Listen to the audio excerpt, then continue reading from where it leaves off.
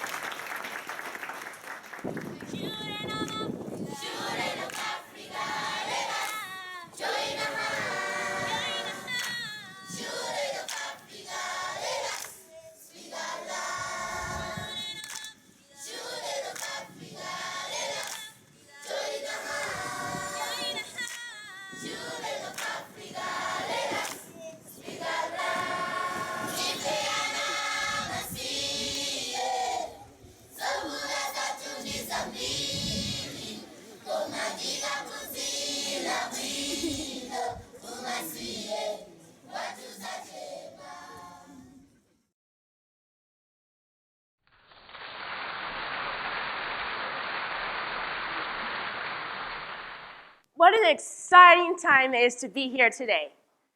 It truly, really is, especially with how technology is empowering the youth of today to make a difference in the world. So, my name is Zuriel Oduwole. I'm a 13-year-old filmmaker and girl education advocate. The clip you just saw was a summary of my journey from the age of 9 till today. Some of you here might think that what you just saw was actually impossible. You might think, how can a young girl without any major TV network backing her or any major media house platform backing her meet and interview 19 presidents in the space of just 3 years? There's also another clip that I probably won't show, but if I did, many people would ask how it's possible for a 13-year-old girl to make peace between two countries at the United Nations. So we youth know positive and good things when we see them. Sudanese billionaire Mo Ibrahim encouraged good governance amongst African leaders. So he started the annual Mo Ibrahim Awards in 2007.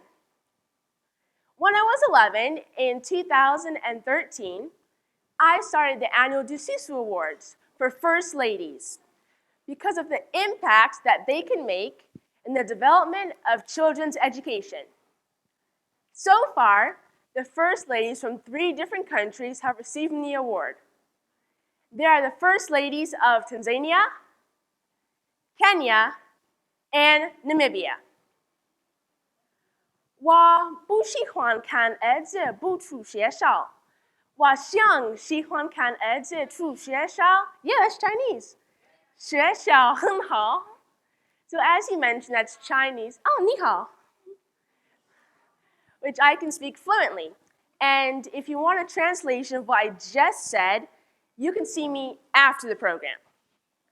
But anyway, the question of today is very, very simple. Can young people make a global impact? I believe so for many reasons, and not just because you've just seen or just heard. But I believe so because with the billion youth in the world today, and with the trend of technology such as Google, YouTube, apps, and many tech enablers, I believe that young people can indeed make a global impact and change the way the world sees itself moving forward. Some of you here might have heard of the Arab Springs. And for those of you who haven't, no, it's not what comes after the Arab winter. But anyway, the Arab Spring started 5 years ago in North Africa. It began in Tunisia and then swept across to Egypt, Libya, and Syria, and then eventually to other parts of the Middle East. It began with young people sharing on social media how unhappy they were with the future of their countries. So by using BlackBerries and other simple devices, they organized a simple revolution that began to change the face of the Arab world. Let me share this simple fact with you. Whilst the US and Europe are more technologically advanced than Africa and South America, the youth in Africa and South America rely more on their cell phones for internet connectivity compared to those in the US and Europe. So a great deal of change as far as youth is concerned actually happens away from the US and Europe. But let me bring us back closer to where we are today, the African continent. Now, we can all agree that there are many challenges across the region, right? But some of these can be addressed if more people were educated, can stand up for themselves, know their rights, and can contribute to the development of their societies. Also in Africa, it seems to be more of a challenge for girls to go to school compared to boys. Now, some of these are cultural reasons, and others are poverty-related reasons.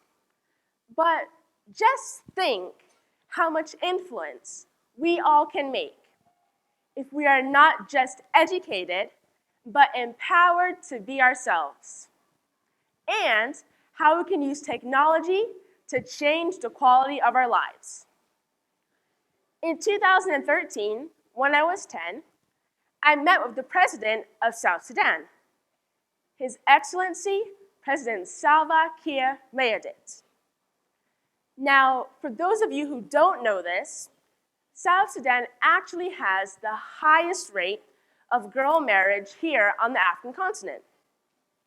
By the age of 13, which is actually the age I am right now, most girls are already getting ready for marriage.